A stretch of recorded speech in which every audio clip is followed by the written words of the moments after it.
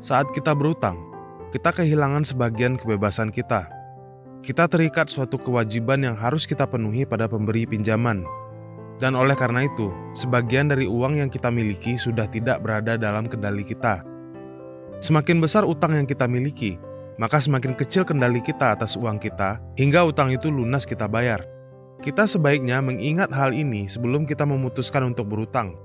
Berapa banyak orang yang pada akhirnya kehilangan kebebasannya secara menyeluruh karena utangnya yang menumpuk. Ini belum ditambah dengan beban mental dan pikiran yang harus ia tanggung selama utang itu masih ada. Jika kita memanfaatkan utang secara bijaksana, terukur, dan terencana, maka mungkin saja kita bisa memanfaatkan utang untuk sesuatu yang positif dan produktif. Namun, jika kita memanfaatkan utang secara tidak terkendali, tidak terencana, dan didorong oleh nafsu konsumtif, maka utang itu bisa saja menghancurkan hidup kita. Di zaman teknologi seperti saat ini, akses kita untuk berutang sangatlah terbuka dengan syarat-syarat yang mudah.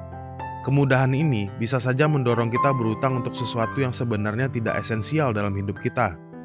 Tanpa sadar, kita bisa saja mengakumulasi sekian banyak kewajiban untuk membeli hal-hal yang tidak kita perlukan demi kesenangan sementara. Saat sebenarnya kita bisa mengalokasikan sumber daya untuk hal lain yang lebih kita butuhkan, uang kita sudah habis untuk mencicil utang atas sesuatu yang tidak kita butuhkan. Untuk itu, marilah kita mulai bijaksana dalam mengelola keuangan kita.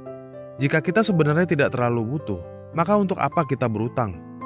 Jika kita memang butuh berutang, maka lakukanlah secara terukur, terencana, dengan selalu menimbang kemampuan kita, dan untuk hal-hal yang benar-benar kita perlukan.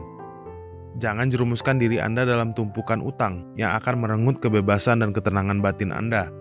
Karena tanpa kebebasan dan ketenangan batin itu, maka akan sangat sulit bagi kita untuk bertumbuh dan berfokus meraih tujuan hidup kita.